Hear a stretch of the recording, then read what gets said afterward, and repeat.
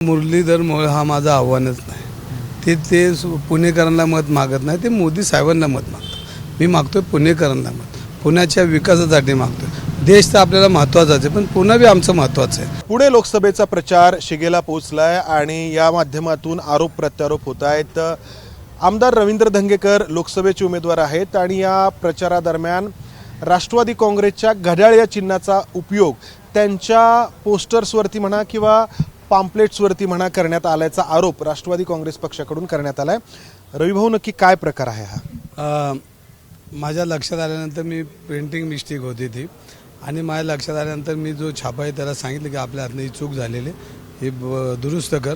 असं काय जाणून बुजून झालेलं नाही, हा पेंटिंग मिस्टेकमधला हा विषय आहे आणि त्यामुळे तो पडला. पण त्याची आमची चूक आहे, पण ती आम्ही मान्य केली. त्याचं काय, राष्ट्रवादी काँग्रेस घड्याळ एक चिन्ह आहे, दुसरा राष्ट्रवादी काँग्रेस जो आहे तुतारी वाजवणारा माणूस हा एक पक्ष आहे.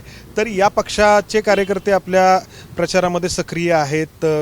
कोण कोण नेते सभा घेत आहेत किंवा कोण कोण नेते याच्यामध्ये पुढे आहेत? आज पवार साहेबांची सभा आहे, सुप्रियाताई आहे, जयवंतराव पाटील आहेत, आमचे प्रशांत जगताप आहेत आणि सगळे पुणे शहर लेवलवरचे सगळे पदाधिकारी, कार्यकर्ते, मतदार हा माझ्याबरोबर राष्ट्रवादीचं काम करतोय.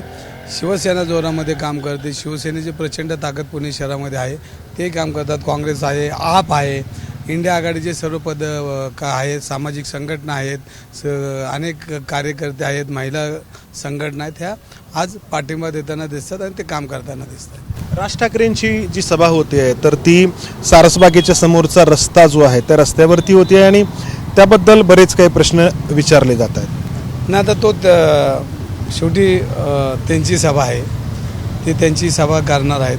त्यांनी कुठं करा हा त्यांचं मत आहे.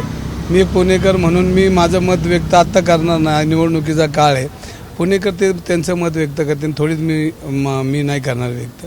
पुणेकर त्याला मत व्यक्त करते किंवा ते त्यांच्याशी बोलतील.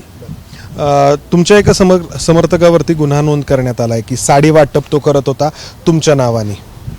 बघा, आता मी पुणे शहरात प्रचार करतो, कोण साडी वाटतं का वाटतं हे मला माहीत नाही, पण काय झालं असेल तर ती माहिती मी घेणार आहे आणि माहिती घेतल्यावर बोलेल मी तुमच्याशी.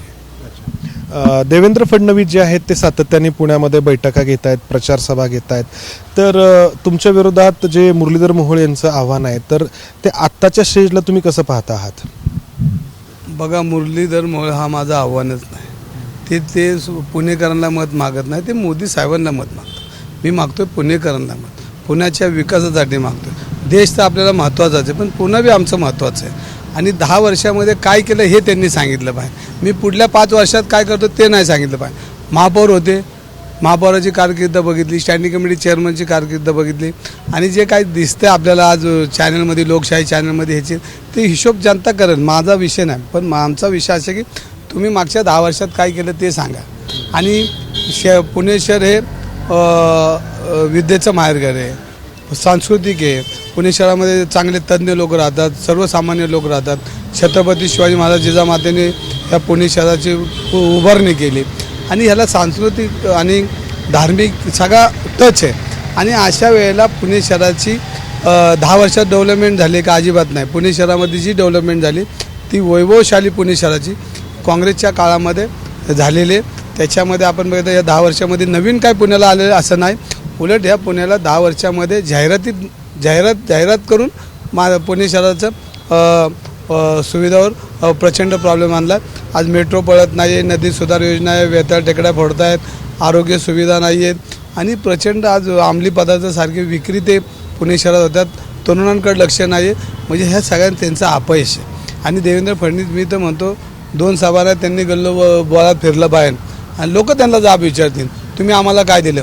10 वर्षापूर्वी ते जाहीर केलं की मी मुळशी धरणातलं पाणी आणेल. 10 वर्षात त्यांचा हात कोणी धरला नाही, पण आजही ते सांगणार आहेत.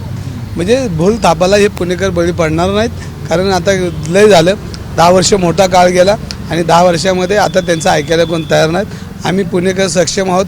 पुणेकरांच्या विकासासाठी, पुणेकरांचा नागरिक, पुणेकरांचा सुपुत्र तयार आहे.